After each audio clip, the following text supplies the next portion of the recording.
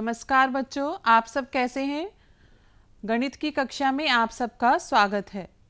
बच्चों, आपको मैंने गणित के पिछले कालांश में भिन्न के बारे में बताया था और आज हम भिन्न में कुछ चीज़ें सीखेंगे और इसमें इस कक्षा के बाद आप समान हर वाली भिन्नों का जोड़ कर लेंगे, समान हर वाली भिन्नों का घटाव कर लेंगे और दैनिक जीवन की परिस्थितियों में भिन्नों से संबंधित आप समस्याओं को भी हल कर पाएंगे।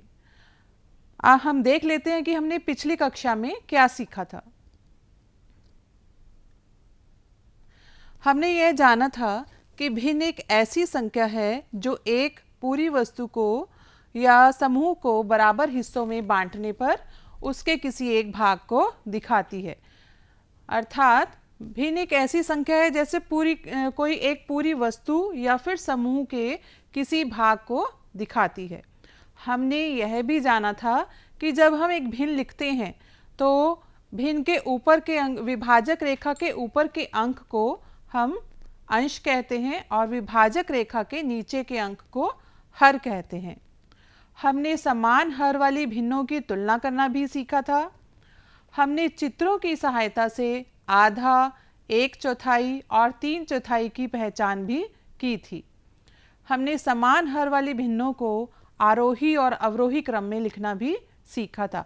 आरोही क्रम का मतलब छोटे से बड़ा और अवरोही क्रम का मतलब था बड़े से छोटा। यदि भिन्नें समान है, उनका हर समान है तो छोटे अंश वाली भिन्न छोटी होती है और बड़े अंश वाली भिन्न बड़ी होती है। तो आगे हम सीखते हैं। बच्चों, कल रिंकी का जन्मदिन था और जन्मदिन पर सब बच्चों को केक खाना बहुत पसंद है। उसके पिताजी भी उसके लिए केक लेकर आए। उसमें से रिंकी ने 2 भाग खाए और उसके भाई मयंक ने 1 भाग खाए। अब रिंकी यह जानना चाहती है कि उन दोनों ने कुल कितना केक खाया, मतलब दोनों ने कुल कितना हिस्सा केक खाया। क्या आप उसकी मदद कर सकते हो बच्चों? चलो हम मिलकर खोजते हैं, बताते हैं कि रिंकी ने और उसके भाई ने कुल कितना केक खाया। आज हम गिनतारा के पाठ 7 भिन्नों का जोड़ घटा करना सीखेंगे और इन समस्याओं को हल करना भी सीखेंगे। देखिए, रिंकी के जन्मदिन पर उसके पापा केक लेकर आए। यहाँ पर आपको केक दिखाई दे रहा है। यहाँ आप देख सकते हैं केक है और उसके उन्होंने 4 बराबर टुकड़े किए। केक लेकर आए और उन्होंने 4 बराबर टुकड़े किए। रिंकी ने केक का 2/4 भाग खाया और उसके भाई मयंक ने 1/4 भाग खाया। अब आपको बताना है कि दोनों ने केक का कुल कितना भाग खाया। बच्चों, हम जानते हैं कि 1/4 का मतलब है किसी वस्तु के 4 बराबर हिस्से करना और 4 बराबर में से एक हिस्सा जब ले लिया जाता है तो वो होता है 1/4। जैसे यहाँ पर आपको एक पूरा केक दिखाई दे रहा है, इसके 4 बराबर हमने हिस्से कर लिए और 1/4 दिखा रहा है उसके एक टुकड़े को। और 2/4 केक का मतलब है एक केक के 4 बराबर हिस्से करना और उनमें से 2 हिस्से लेना। जैसे यहाँ पर एक केक के 4 बराबर टुकड़े दिखाई दे रहे हैं, ये 2 हिस्से ले लिए तो ये 2/4 को बता रहा है और यहाँ पर जो एक टुकड़ा है ये 1/4 को बता रहा है। अब इनको यदि हम गिने तो ये कितने टुकड़े हो जाएंगे? 1, 2 और 3। तो कुल कितना केक इन्होंने खा लिया? 1, 2, 3। टोटल कितने टुकड़े थे हमारे पास? 4। तो 4 में से 3 टुकड़े ले लिए तो ये हो गया हमारे पास 3/4। तो इसको हम लिख सकते हैं रिंकी के पास केक बराबर 2/4, मयंक के पास केक बराबर 1/4 और दोनों ने कुल केक कितना खाया? 2/4 जमा 1/4। अब यहाँ पर हर समान है तो ये हमारे पास कितना आ गया? ये 3/4। तो रिंकी की समस्या तो हल हो गई। उसको पता चल गया कि उन दोनों ने, भाई बहन ने मिलकर 3/4 केक खाया।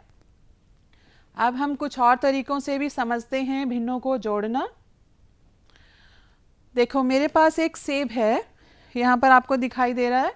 सेब के यदि मैं 4 टुकड़े करती हूँ और एक टुकड़ा शिवानी को दे दूँ और 2 टुकड़े सीमा को दे दूँ तो मैंने सेब का कुल कितना भाग दे दिया? अब आपको ये बताना है। सेब के कुल टुकड़े यहाँ पर दिखाई दे रहे हैं 4, 1 2 3 4, सेब के कुल टुकड़े किए गए हैं 4। इसमें से शिवानी को एक टुकड़ा दे दिया तो 1/4 आ गया, और सीमा को दे दिए 2 टुकड़े उसमें से तो 2/4 आ गया। शिवानी और सीमा का कुल भाग तो हम 1/4 को भी जोड़ लेंगे और 2/4 को, इन दोनों को हम जोड़ लेंगे तो हमें पता चल जाएगा कि दोनों ने कुल कितना सेब खाया है। तो 1/4 जमा 2/4। अब यहाँ पर इन दोनों का हर समान है, इसलिए हम इसको लिख लेंगे यहाँ पर 4 और अंशों को जोड़ लेंगे। तो अंश हमारे पास 1 है और यहाँ पर 2 है। 1 जमा 2 बराबर 3 और नीचे हर आ जाएगा 4। तो 3/4 हिस्सा जो है वो शिवानी और सीमा ने खाया है। हम इसे इस तरीके से भी देख सकते हैं बच्चों, यहाँ पर आप देख सकते हैं जैसे मेरे पास ये सेब था और सेब के यहाँ पर 4 टुकड़े किए गए हैं और 1 टुकड़ा दे दिया गया था शिवानी को और सीमा को दिए गए हैं 2 टुकड़े। 2 टुकड़े सीमा को दे दिए और 1 टुकड़ा शिवानी को दे दिया। तो कुल 4 में से जो भाग दे दिया गया है वो हो गए यहाँ पर 3। तो 3/4 हिस्सा सेब का हमने दे दिया। समझ में आ गया बच्चों? चलिए आगे देखते हैं। हम भिन्न पट्टी के माध्यम से अब भिन्नों का जोड़ करना सीखेंगे। पहले आपको भिन्न पट्टी के बारे में बताया जा चुका है। भिन्न पट्टी में कुछ संख्याएं कुछ हम एक पट्टी बनाते हैं और उस पर बराबर बराबर लाइन खींच लेते हैं और इसके माध्यम से हम बताएंगे कि इसमें कितने भाग रंगे हुए हैं। यहाँ देखो, आप इस पट्टी में देख सकते हैं 1 2 3 4 5, इसके कुल भाग हैं 5 और रंगे हुए भाग है 1 2 3, तो इसको लिख सकते हैं हम 3/5। अब यहाँ पर देखो 1 2 3 4 5 और रंगे हुए भाग हैं यहाँ पर 1। तो इसका रंगा हुआ भाग यदि आपको कहा जाए रंगा हुए भाग की भिन्न बतानी है तो ये हो जाएगा 1/5। अब हमें इन दोनों को जोड़ना है। तो कुल देखो कितने हुए रंगे हुए भाग, 1 2 3 और 4। इन दोनों को जोड़कर हम इस प्रकार से लिख सकते हैं 1 2 3 और 4। ये 4 रंगे हुए भाग हैं और कुल भाग यहाँ पर हैं 5। तो ये आ जाएगा आपके पास 4/5। तो आप भिन्न पट्टी के माध्यम से भी इसको हल कर सकते हैं। देखिए हमारे पास हल करके आ गया 3/5 जमा 1/5 बराबर 4/5। समझ में आ गया बच्चों? आगे देखते हैं हम। अब इस चित्र के द्वारा हम समझते हैं कि भिन्नों को किस प्रकार से जोड़ा जा सकता है। देखो बच्चों, यहाँ पर आपको एक वृत्त दिखाई दे रहा है। इस वृत्त के कुल कितने भाग किए गए हैं? 1 2 3 4 5 6 7 और 8, कुल 8 भाग किए गए हैं और इसमें रंगे हुए भाग कितने हैं? 1 2 3, रंगे हुए भाग हैं 3। तो इसको आप फ्रैक्शन में यदि रंगे हुए भाग को हम लिखना चाहें भिन्न के रूप में तो ये आ जाएगा 3/8। इसमें हमने जोड़ना है इसको। यहाँ पर देखो कितने भाग हैं कुल, 1 2 3 4 5 6 7 8, कुल 8 भाग हैं। इसमें से 2 भाग जो हैं वो रंगे हुए हैं, इसको लिख सकते हैं हम 2/8। अब इन दोनों को जब हम जोड़ेंगे तो 3 भाग हमारे पास ये हैं और 2 भाग ये हैं। यदि हम इन 2 भाग को भी इनके साथ मिला दें तो हमारे पास ये चित्र आ जाएगा। 3 भाग पहले ये थे और 2 भाग और हमने यहाँ पर जोड़ दिए। तो अब कुल कितने भाग रंगे हुए हैं? देखो 1 2 3 4 5, तो ये हमारे पास आ गया 5/8। तो अब चित्रों के माध्यम से आप बहुत अच्छे तरीके से समझ सकते हैं कि भिन्नों को किस प्रकार जोड़ा जाता है। अब हम करके देखते हैं इसको। देखिए यहाँ पर एक वर्गाकार आकृति दिखाई दे रही है, इसके 4 हिस्से किए गए हैं और यहाँ पर भी एक वर्गाकार आकृति है, इसके भी 4 हिस्से किए गए हैं। इसमें चारों में से एक भाग रंगा हुआ है तो इसको हम लिख सकते हैं 1/4। 4। रंगे हुए भाग को भिन्न के रूप में लिख सकते हैं 1/4। और यहाँ पर भी एक भाग रंगा हुआ है, इसे लिख सकते हैं हम 1/4। तो अब दोनों को हमने जोड़ना है, जमा करना है, तो यहाँ पर क्या आ जाएगा 1/4 जमा 1/4 बराबर। अब यदि इसको इसके साथ मिला दें तो दोनों 2 भाग हमारे पास रंगे हुए आ गए। कुल कितने भाग रंगे हुए हो गए? 2। तो इसे लिख सकते हैं हम 2/4। तो ये चित्र के माध्यम से आपको समझ में आ गया। एक बार और देखिए, यहाँ पर देखिए, यहाँ मेरे पास ये भाग है, इसमें इसके 4 हिस्से हैं। देखिए 1 2 3 4 और इसका एक भाग रंगा हुआ है। इसी प्रकार से एक और मेरे पास चित्र है, इसके भी 1 2 3 और 4 कुल भाग हैं और एक भाग इसका रंगा हुआ है। जब हम इन दोनों को जोड़ेंगे तो हमारे पास इस प्रकार से आकृति आ जाएगी। इसमें 1 2 3 और 4 भाग हैं और 2 भाग इसके रंगे हुए हैं। तो ये आपको क्लियर हो गया सब बच्चों को कि किस प्रकार से जोड़ना है हमें। चित्रों के माध्यम से हम किस प्रकार से आसानी से जोड़ना सीख सकते हैं भिन्न का।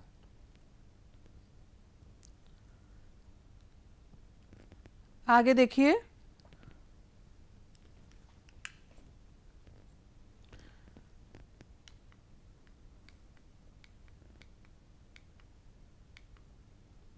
हाँ, अब समझ में आ गया सबको। आगे देखिए, अब हमने यह देखा कि समान हर की भिन्नों को जोड़ते समय केवल अंशों को जोड़ा जाता है और हर वही रहता है। कैसे? जैसे यहाँ पर है 4/9, इसमें हमें जोड़ना है 3/9 को। अब यहाँ पर हर समान है, 9 और 9 है, इनके हर समान है, तो आप इसको लिख सकते हो 9। और अंशों को जोड़ेंगे 4 जमा 3, 4 जमा 3 कितना हो गया? 7। तो इसको लिख सकते हैं हम 4/9 जमा 3/9 बराबर 4 जमा 3/9। तो 4 और 3 7 हो गए, 7/9। समझ में आ गया सबको कि समान हर की भिन्नों को जोड़ते समय केवल हम अंशों को जोड़ते हैं और हर वही रहता है। अब एक इबारती प्रश्न देख लेते हैं और इससे और आपको अपने आसपास दैनिक परिवेश में से भी जो समस्याएं हैं भिन्न से संबंधित, उनको हल करने में मदद मिलेगी। लता ने अपने खेत में 1/4 भाग में टमाटर लगाए और 2/6 भाग में धनिया लगाई। आपको बताना है कि उसने कुल कितने भाग में टमाटर और धनिया लगाए। अब 1/6 का मतलब है खेत के उसने 6 भाग किए हैं, 6 में से 1 भाग में टमाटर लगाया गया है। तो खेत में टमाटर लगाया बराबर 1/6 और धनिया लगाया है उसने उनमें से 2 भागों में, तो 2/6 भाग में आपके पास आ गया। खेत में धनिया लगाया है 2/6। खेत का कुल भाग जिसमें टमाटर और धनिया लगाए, तो ये हो गया 1/6 जमा 2/6। अब आपको बताया था भिन्नों को जोड़ते समय यदि समान हर वाली भिन्ने हैं तो आपने केवल अंश को जोड़ना है, हर वही का वही रहेगा। तो आप यहाँ पर हर देखो, यहाँ पर दोनों का बराबर है, तो आप लिख सकते हो यहाँ पर 6 आ जाएगा और अंश है 1 और 2, 1 जमा 2। 1 जमा 2 क्या होता है बच्चों? बिल्कुल सही। तो 1 जमा 2 आ गया आपके पास 3, तो इसको लिख सकते हो आप 3/6। अतः खेत के कुल 3/6 भाग में टमाटर और धनिया लगाए गए। समझ में आ गया बच्चों सबको? ठीक है, आगे देखते हैं हम। अभी तक हमने भिन्नों का जोड़ सीखा था चित्रों के माध्यम से और वस्तुओं के माध्यम से। अब हम भिन्नों का घटाव करना सीखेंगे। भिन्न पट्टी के माध्यम से भी हम पहले सीख चुके हैं भिन्नों का जोड़ करना। अब हम भिन्नों का घटाव करना सीखेंगे भिन्न पट्टी के माध्यम से। देखो यहाँ पर आपको एक भिन्न पट्टी दिखाई दे रही है। इसके कितने भाग हैं? 1 2 3 4 5 6 7 8, कुल इसके 8 भाग हैं। और यहाँ भी 1 2 3 4 5 6 7 8 भाग हैं। यहाँ पर रंगे हुए भाग कितने हैं? 1 2 3 4 5 6। तो इसको हम भिन्न के रूप में लिख सकते हैं 6/8। 8। इसमें से हमें घटाना है 1 2 3 4, यहाँ पर 4 भाग रंगे हुए हैं, हमें 4/8 घटाना है। अब जो जो यहाँ पर एक जैसा है उसको हमने क्रॉस कर लिया, यहाँ पर 4/8 घटाना है, यहाँ पर क्रॉस किया तो इसके साथ हमने यहाँ भी क्रॉस कर दिया।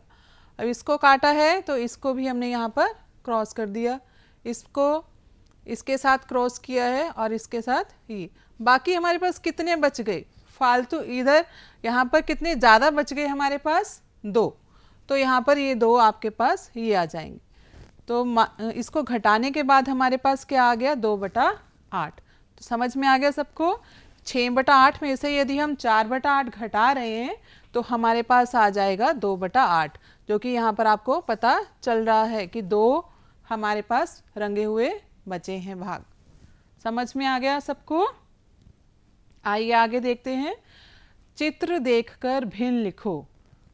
बच्चों यहाँ पर आपको कुछ चित्र दिखाई दे रहे हैं, आपको चित्रों को देखकर बताना है कि भिन्न क्या होगी। यहाँ पहले चित्र में इस वृत्त के देखो कितने भाग किए गए हैं, 1 2 3 4 5 6 7 8, 8 भाग यहाँ किए गए हैं। और इसमें से रंगे हुए भाग कितने हैं, 1 2 3 4 5 6। तो इसको हम रंगे हुए भाग को यदि भिन्न के रूप में लिख रहे हैं तो ये हो गया हमारे पास 6/8। और यहाँ पर इसमें भी 8 भाग किए गए हैं और 2 भाग रंगे हुए हैं, तो इसको हम लिख सकते हैं 2/8। अब हमें घटाना है, 6/8 में से 2/8 घटाना है तो कितना बच जाएगा। यदि ये दोनों हम यहाँ से हटा दें, बाकी कितने बचेंगे, 1 2 3 4। तो हम इसको इस प्रकार से दिखा सकते हैं कि हमारे पास यहाँ पर ये हो जाएगा 1 2 3 4। तो कुल इसको भिन्न के रूप में हम लिख सकते हैं 4/8। समझ में आया सबको। एक बार दोबारा से देख लो कि ये हमारे पास ये चित्र दिया हुआ है, इसको हम लिख सकते हैं 6/8 और यहाँ पर इसे लिख सकते हैं हम 2/8। हमें दोनों को घटाना है, घटाते समय मतलब इसको इन दोनों को हमें यहाँ से हटा देना है, तो बाकी कितने बच जाएंगे, 1 2 3 4। और वही यहाँ पर दिखाई दे रहा है आपको 1 2 3 4। तो ये आ गया आपके पास 4/8। अभी हमने देखा था चित्र देखकर भिन्न बनाना, और अब हमने भिन्न को देखकर चित्र बनाना है कि किस प्रकार से हम भिन्न को देखकर भी चित्र बना सकते हैं, उसके हिसाब से उसको रंग सकते हैं। यहाँ आपको करना है 3/4 माइनस 1/4 बराबर 2/4। तो 3/4 का मतलब क्या हो गया, यदि हम किसी वस्तु के 4 भाग कर रहे हैं और 3 भाग अलग कर दिए जाएं या रंगे हुए हैं, यहाँ पर देखो इस वृत्त के यहाँ 4 भाग किए गए हैं और 3 भाग रंगे हुए हमने कर दिए हैं, तो ये शो कर रहा है 3/4 को। और 1/4 का मतलब है यदि यहाँ पर 4 भाग हैं उसमें से हम 1 भाग निकाल लेते हैं, तो घटाने के बाद हमारे पास कितने बचेंगे, ये वाला भाग हमने घटा दिया यहाँ पर, और बाकी क्या बचा, यहाँ पर 2 हिस्से दिखाई दे रहे हैं तो ये 2 आ जाएगा, तो इसको हम लिख सकते हैं 2/4। 2/4 को हम इस चित्र के माध्यम से बता सकते हैं। समझ में आ गया बच्चों आपको चित्र के माध्यम से भिन्न को लिखना और भिन्न को देखकर चित्र लिखना। अब समान हर की भिन्नों को घटाते समय केवल अंशों को घटाते हैं और हर वही बना रहता है। हमने इतने प्रश्नों को हल किया है, चित्रों के माध्यम से सीखा है कि यदि समान हर है और उन भिन्नों को हम घटाते हैं तो अंशों को ही घटाएंगे, हर वही की वही रहेगी। जैसे यहाँ पर 5/7 है, इसमें से आपको घटाना है 2/7, तो क्या हो जाएगा, इनके हर समान हैं इसलिए 5 में से 2 घटाएंगे, 5 - 2/7, 5 - 2/7, तो क्या हो जाएगा 3/7। ठीक है, एक और उदाहरण के माध्यम से हम समझने का प्रयत्न करते हैं। 9/10 - 7/10। बच्चों यहाँ पर हर क्या है आपका 10, तो हर दोनों में समान है, यहाँ भी 10 है और यहाँ भी 10 है, तो हमने वही करना है, समान हर की भिन्नों को घटाते समय हमें ध्यान रखना है कि केवल अंशों को घटाना है और हर आपका वही का वही रहेगा। तो हर हो गया आपका 10 और अंशों को घटाएंगे 9 माइनस 7 बराबर 2/10। बिल्कुल समझ में आ गया सबको? ठीक है, आगे अब हम एक इबारती प्रश्न देखते हैं। मोनू ने अपने घर की टंकी के 6/8 हिस्से को पानी से भरा। यहाँ आपको एक टंकी दिखाई दे रही है बच्चों, ये देखो ये पानी की एक टंकी है, इसके 6/8 हिस्से को पानी से भरा और सौम्या ने 3/8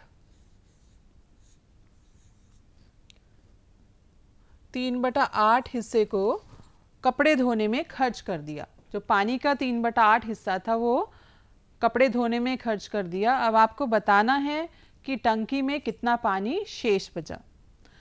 टंकी में मोनू ने पानी भरा 6/8 हिस्सा, तो पूरी टंकी का 6/8 हिस्सा पानी भरा गया है और कपड़े धोने में खर्च किया है 3/8 हिस्सा। यदि हमें बताना है शेष कितना पानी बचा, तो इसके लिए हम क्या करेंगे? बिल्कुल सही, जब हमें बताना है कि कितना पानी शेष बचा तो इसके लिए हम घटाएंगे।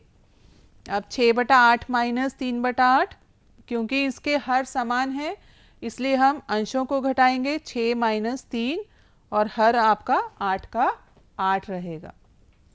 6 में से 3 घटाए तो 3 आ जाएगा। 6 माइनस 3 3/8।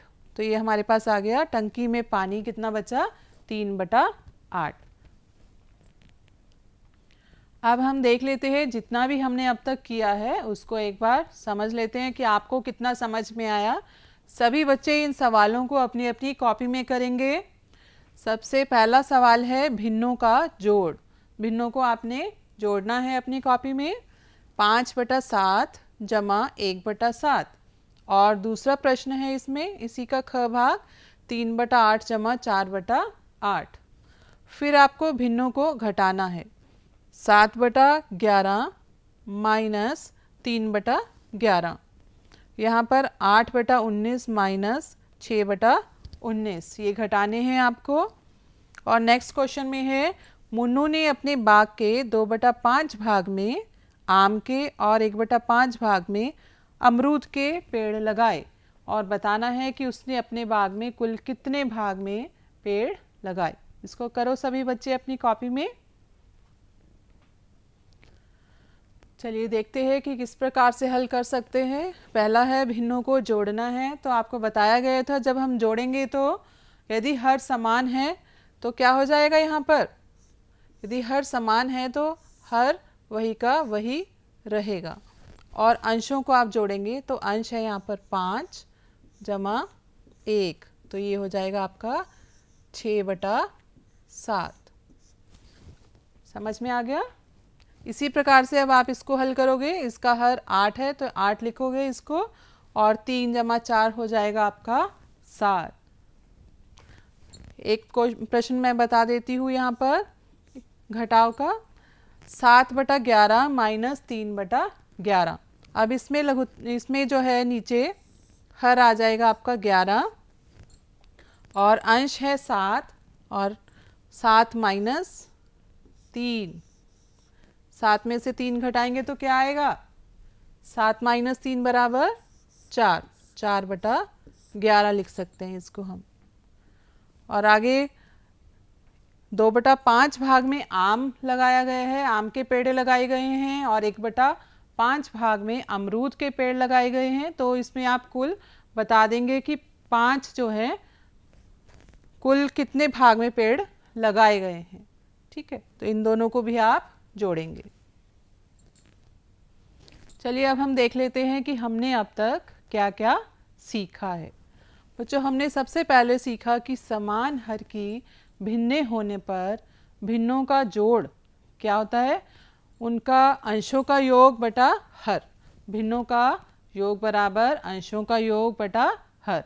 यदि भिन्नों के हर समान है तो सीधे आपको अंशों को जोड़ना है और हर वही का वही आ जाएगा। तो समान हर की भिन्नों को जोड़ते समय केवल अंशों को जोड़ा जाता है, हर वही रहता है। इसके बाद हमने सीखा समान हर की भिन्न होने पर भिन्नों का घटाव भिन्नों का घटाव का मतलब घटाना या उनका अंतर क्या होगा, अंशों का अंतर बटा हर। तो इसमें भी हर समान रहेगा, हर वही रहेगा आपका, और सिर्फ अंशों को आप घटाएंगे। इसके बाद हमने समान हर की भिन्नों के इबारती प्रश्नों को हल करना सीखा। सभी बच्चे अब अपने दैनिक परिवेश में इन भिन्नों से संबंधित प्रश्नों को अच्छे तरीके से हल कर सकते हैं।